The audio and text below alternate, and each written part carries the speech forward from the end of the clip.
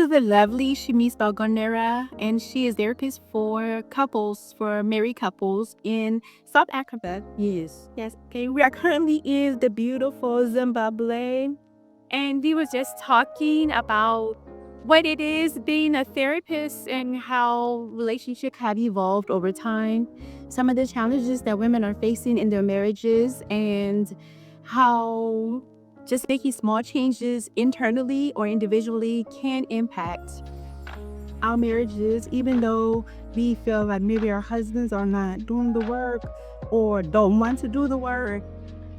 So tell me, what have your experience been, or what are your thoughts around what we can do as wives to make an impact, or to make, it's not that we're trying to change for our marriage, but we're trying to, what you were saying something about that. What were you saying?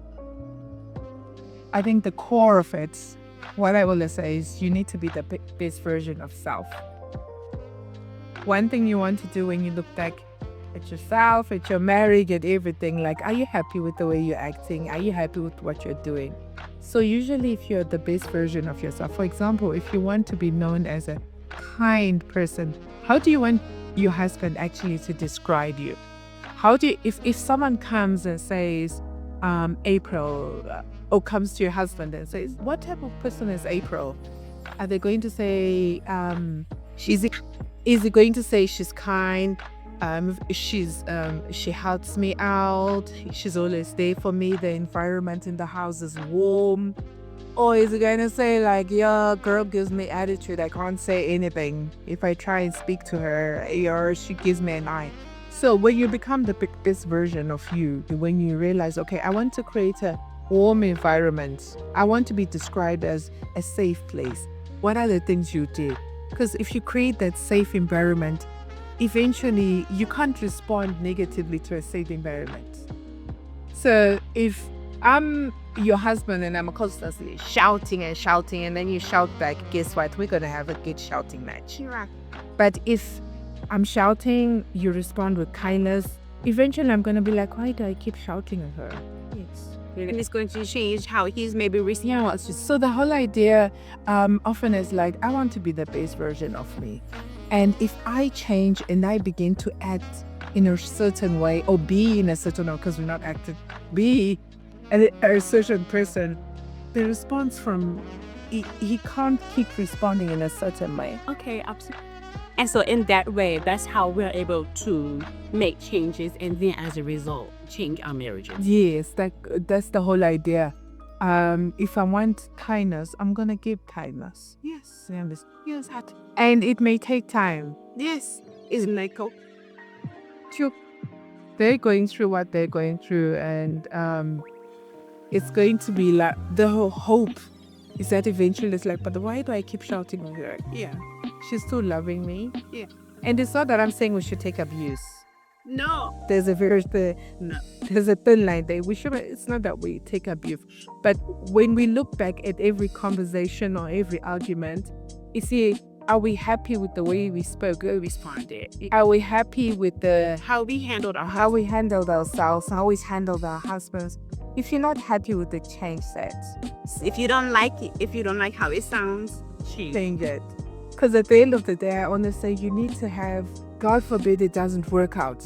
Are you going to get out and say, I've got a clear conscience, I was good, I tried my best? So if you don't have that clear conscience, you fix it now. Okay, that's so good. I love that so much, because like a lot of women, they may feel like there is just kind of hopeless in a situation where, oh, he doesn't want to do anything. He doesn't want to see therapy. Like, what are you, as a therapist, do you find that it's more difficult to get men to come with their wife? Like, who's seeking therapy more? Is it the wife seeking therapy for their relationship? Are the men willing? Like, what do you see in terms of therapy when a couple is trying to kind of find out, okay, what's going on? How can we fix it? Is it mostly the women seeking it? Is it the men? Are they involved in the process? Do they resist? What? Mainly women. That's the truth. Lots of women. You do get cases where men are the ones who initiate the therapy and everything, but quite often it's women. That's why it becomes important for us as therapists that, gosh, we've got the man here. We better make him as comfortable as possible. We better make him make the environment safe. Once again, even in your marriage, you want a safe environment, but the therapist space should also be safe for the men. Because I've had men who often say that, what's the point of coming? She's obviously going to take her side, or so at the end of the day, when they get into the environment and realize that I'm not here to take sides, one of the first things I say to clients is, my client actually is the relationship. Not smart is the vision. You or you. It's the relationship. Yeah. So I need to do things that make the union work. So if you as the husband need to work on something to make the union work, I'll point it out. Like, if you as the wife need to work on something, I'll point it out. Because my client is the union. I need to make the union work. I love that so much. And if for a union to also work, we need two good people, two people who are okay.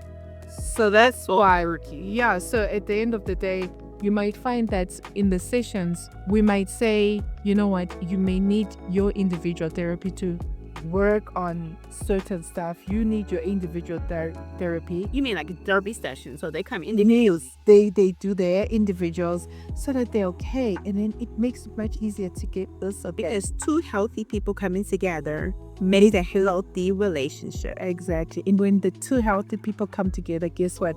They hear each other more Better. Yes. If I'm still struggling with certain traumas and triggers, yes, some of the stuff will try and work on it together, and it'll be nice to work on it together so that your partner is aware of, okay, that's a trauma. He's still working on it. She's working on it. I'm going to support them as they work on it. So it's nice if we can work on it together, right? So you kind of like understand, oh, this is why this person is like this. This is how I can then trade when I'm talking about this. This is how I can help my partner get over this. How I can help my partner deal with this. Yes, it makes the union at the. Absolutely. But before we move forward, I want to say there's two things I've heard. Like I'd seen an article or something like that, and it was men feel isolated even in therapy because some therapists take sides, or if it's a woman therapist, then she's gonna take this all no more. So the fact that you don't and you make it about the union, I love that absolutely, because already they don't feel heard in their marriage, and then they try to go to counseling and they are not being heard by their therapist or whatever.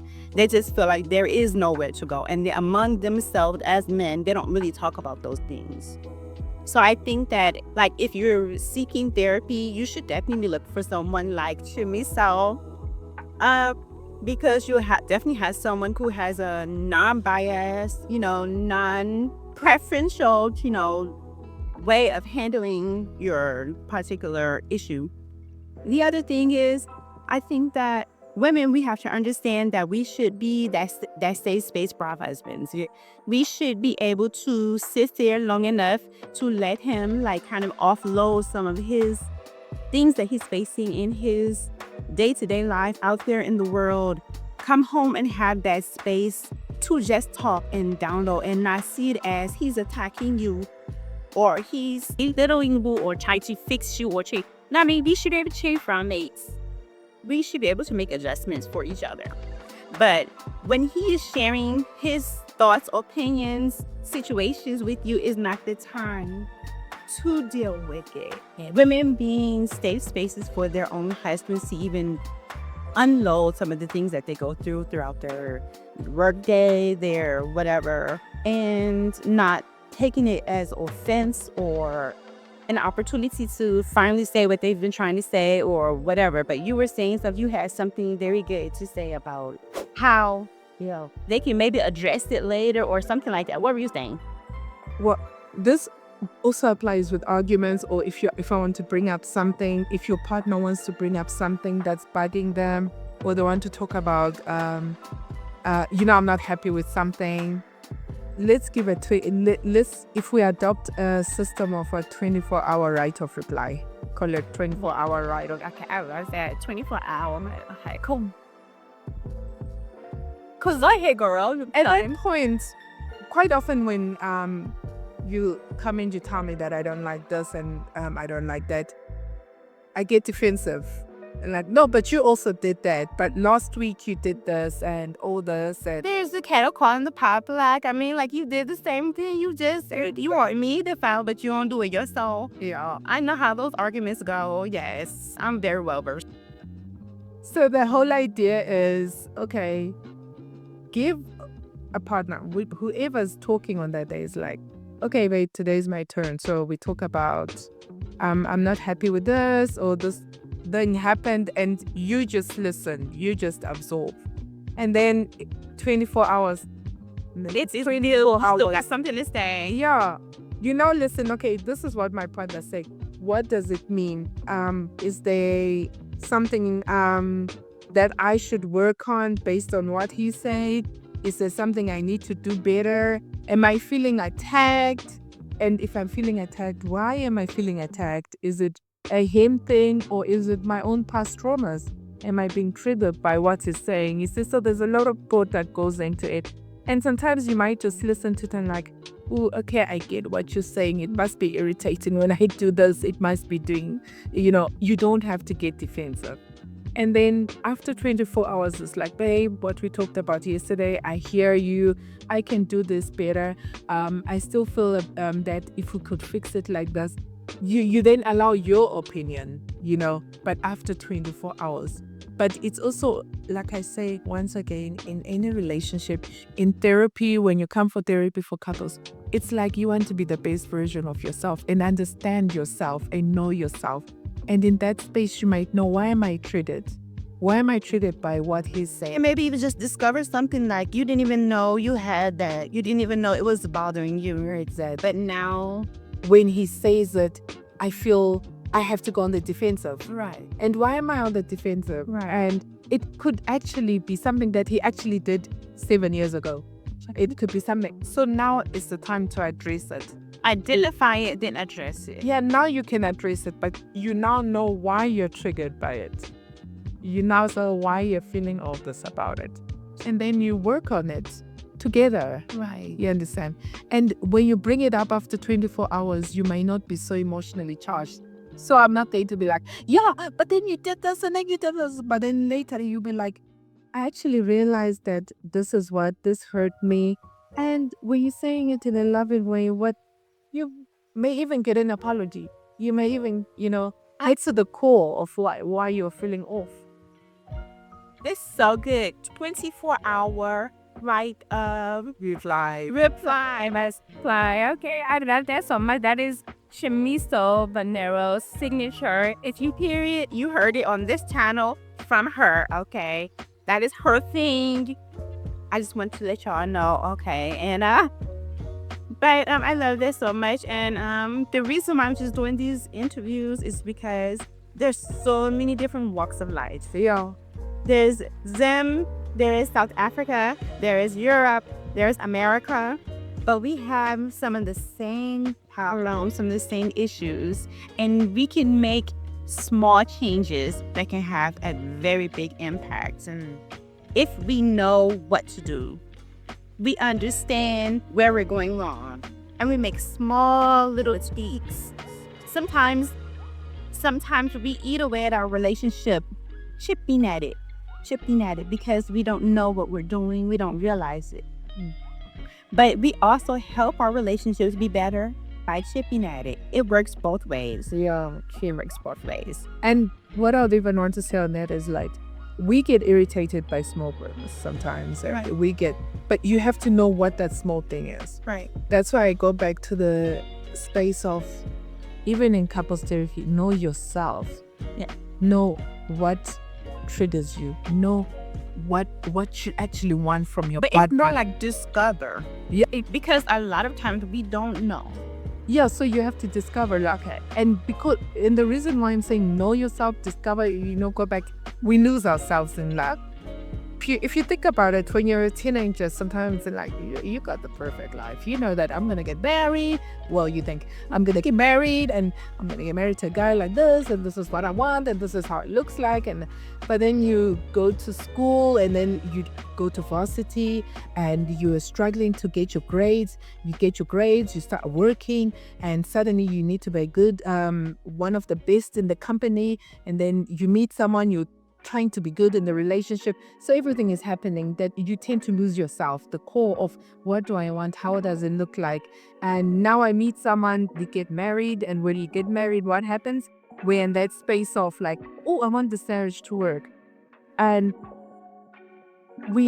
sometimes we compromise, we do certain things, and we don't realize, no, this is not what I want. At the end, I end up having your relationship instead of our relationship. So it's good to understand this out, Timo, what you want, and then you can articulate it to your partner that, babe, this one makes me happy. This is my love language. I like it when we do this. I want us to do this together. But if you don't know it, how are you gonna tell your partner? Right. And then we get statements like, oh yeah, he's a man, he should know. Yeah. Should he? Remember, you grew up differently. You've got different expectations about marriages. You've got different backgrounds. So your expectations of marriage are different. But if I tell you, and I don't have expectations, that you should know that a woman needs flowers every month. It's like, no. I find that one thing I don't know, somehow our husbands are supposed to be, know it all. yes, but not even know facts. They're supposed to know us. Yeah. They're supposed to know everything that we want. Exactly. Everything we desire. without telling them. Like, can we stop playing gay and just tell, like, oh no, babe, I love this, and this makes me happy. And if he knows it, if he can, this most likely do some things, because then some fights are like, you should know that a woman is this doesn't like me do. Or even if he stops doing something, like, you do is what happened. Yeah, let's have the conversation. Like, babe, and maybe he'll say, I stopped because you never seem to appreciate it. Yeah, or you never said thank you, or you weren't get happy, or let's have the conversation. Like, oh snap, I didn't realize that I took you for granted. I didn't realize that I was no. Just know that often happens. That happens in marriage. You become comfortable with each other. You become used to the things that you're doing for one another. So then maybe you don't show gratitude as much. Yeah. And it's like, of course you should do that. Yes, but you feel like, well, we're so familiar with each other. You should know. I've already told you 1,000 times that I like this. So it's just keep doing it. Yeah, it's good doing it. And yeah, and I would like to just put it out there. I know, like I say, I deal with couples, and sometimes I also work with men, just men, and it goes both ways. Yeah, that's not that me. This is me sitting and say, woman, you do this, you do this. It's also men. Yeah. They need to come to the table. It's like love, even if there's something, but listen to your woman, and she speaks. Yeah, and if she speaks in kindness, so even when you are given the opportunity to speak with love, speak in kindness. Don't speak in a way that's disrespectful or like harsh. Yeah, harsh. Just be kind in your words, so that it's a two-way street. It is. It's a two-way street. I think that men, personally, they want us to be soft. They want us to be kind and nice and sweet. But we respond sometimes to how we are spoken to. Exactly. How the energy we get, they mimic. Very easy. They reflect. One of the things I've always said to men, for example, a man will say, a woman should be submissive and everything. Like, do you know how easy it is to be submissive to a man who loves you, who protects you? It's like, I can do that. Non-issue. Not an issue. And it's also, now we also have to go back to, let's talk about what you mean, babe, when you're saying be submissive. It doesn't mean, like, even if we talk about submission, if like, when you talk about submission, even biblically, it says submissive to men. But what did Christ do? He protected. So if someone is submissive, I'm gonna be easily submissive to someone who's taking care of me, who stay easily, who does, you know, who treats, you know, that saying also treat it like a, okay, I always get tongue twisted. I always get tongue twisted with this. Like, if you want me to treat you like a king, treat me like a king. And it's easy. It's a give. You understand? It's a give. So, set space where meets love. Okay, so I think that's all the time we have right now. I love this conversation. I love talking to Shamiso. It's fun. It's engaging. It's everything we need, nothing we don't need, okay? But I want to close this out and thank you so much for your time. You were having me such beautiful women. And you guys, I'm just going to tell you this. I'm not supposed to, but she's soft, okay? And I don't mean her character is soft too, but I mean her hands are like butter, okay?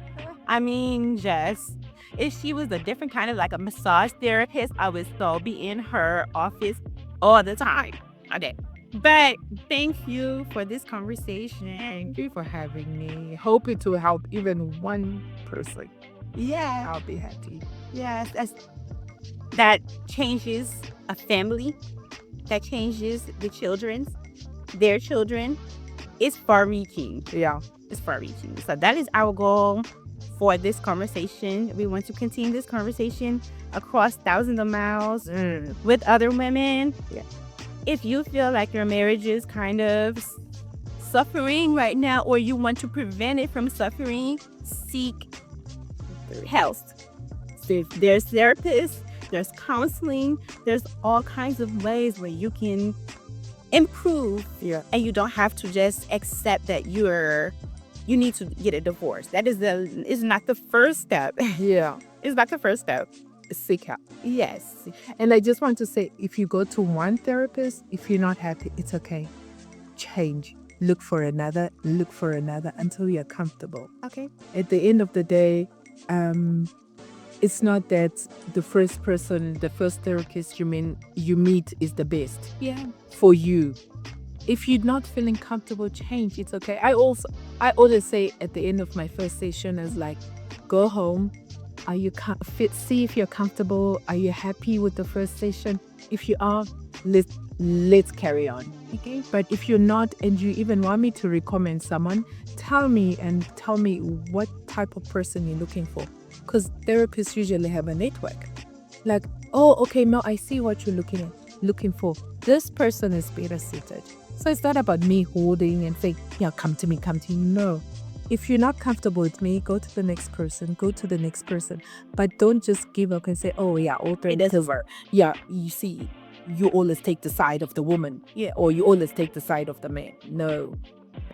Find your perfect fit. Okay, find your person. Okay. Find your person. So you can either go to Miss Shamisa or you can come here to April Lee White Coach. Thank you very much. Icon by, check it out. Thank you again for your time.